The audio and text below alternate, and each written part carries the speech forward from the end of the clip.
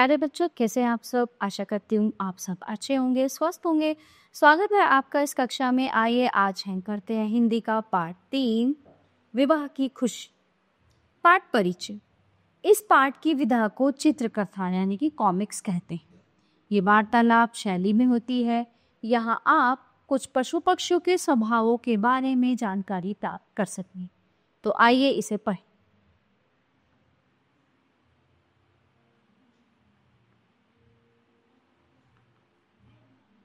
पक्षियों का राजा गरुड़ को माना गया है।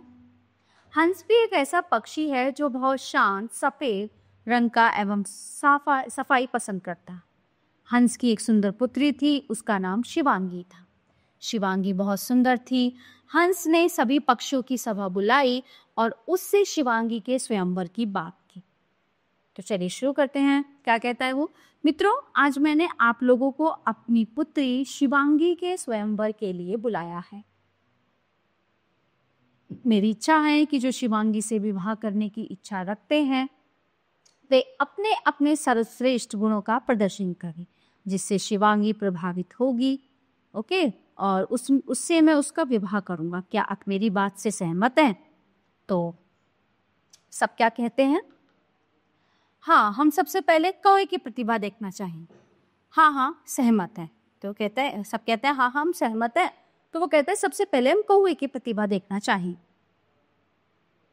इतने में कौवा आया। वो उड़कर हंसनी का चक्कर लगाने लगा, फिर काव काव करने लगा। उसकी आवाज सुनकर अनेक कौवे यहाँ आ गए। चारों तरफ काव काव की आवाज गूंजने लगी। ऐसी कर्कश आवाज गूंजने लगी। ऐसी कर्कश आवाज सुनकर सभी पक्षियों ने एक साथ कहा, अरे इसका रंग कितना काला है। ऐसी कर्कश आवाज सुनकर तो शिवांगी के प्राण ही निकल जाएंगे। ऐसा सुनकर कौवा उड़कर दूर चला गया। हंस ने अब उल्लू को बुलाया। अब किसकी बारी थी? उल्लू की बारी थी। उल्लू आकर अब सबके सामने अपने गुणों का प्रदर्शन था। उल्लू आकर अपनी गर्दन पीछे से आगे तक घुमाने लगा, यानी कि उसको ट्विस्ट करने लगा। सभी पक्षी डरने लगे। उसकी आंखें बड़ी डरावनी लग रही थी। तो इस पर नीलकंठ ने कहा, क्या कहा?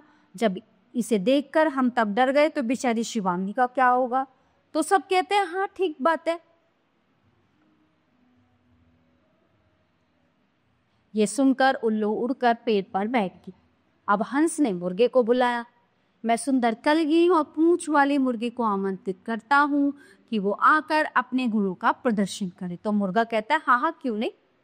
तो मुर्गा सबके बीच में अकड़ कर चलने लगा। अकड़ कर चलते हुए वह सिर उठाकर कुड़ुकू की आवाज करने लगा। शिवांगी को मुर्गा पसंद आया। वो वरमाला लेकर मुर्गे के पास पहुंची। अरे कितनी बदबू आ रही है। लगता है कि इन्होंने महीनों से स्नान नहीं किया है। मतलब वो देखने में तो अच्छा लगा। जब वो माला लेकर उसके पास पहुंची तो उन्होंने ये खोला। उसकी बात सुनकर मुर्गा वहां से भाग गया। अब हंसराज ने तोते को बुला। अब मैं तोते को बुलाना चाहता हूं कि वो आकर अपने गुणों का प्रदर्शन करे। तोता आने ही वाला था कि शिवांगी ने कहा, इसका आकार इतना छोटा है कि इसके सारे काम मुझे करने पड़ेंगे। ये खुद क्या करेगा? शिवांगी के इतना कहते ही सभी पक्षी हंसने लगे। तोता टें टें करता हुआ उड़ गए। हंसराज ने अब मोर को बुलाया। अब मैं मोर से कहूंगा कि वो आकर शिवांगी के लिए अपने गुणों का प्रदर्शन करे। मोर आया। वो खुशी के मारे अपनी पूंछ उठाकर और अपने पैर पटक कर नाचने लगे। उसका नृत्य देखकर हंसराज ने कहा, दोस्तों मैं शिवांगी का विवाह मोर से करना चाहता था, किंतु इतने लोगों के बीच में उसे पूंछ उठाने में तनिक भी शर्म नहीं आई। ऐसे निर्लज से मैं अपनी पुत्री की शादी नहीं करूंगा। अब वो जब नाचेगा तो अपने पंख तो ऊपर उठाएगा ना। तो फिर क्या होता है? इतना सुनते ही मोर दुम दबाकर झाड़ियों में भाग गया। हंसराज ने पक्षीराज गरुड़ के बेटे युवराज से अपने पुत्री का विवाह करने की घोषणा कर दी। तो प्यारे बच्चों, एक छोटी सी कहानी थी जो यहीं पे समाप्त होती है। आशा करती हूँ आपको अच्छे से समझ आई होगी। मिलते हैं अगली कक्षा में। धन्यवाद।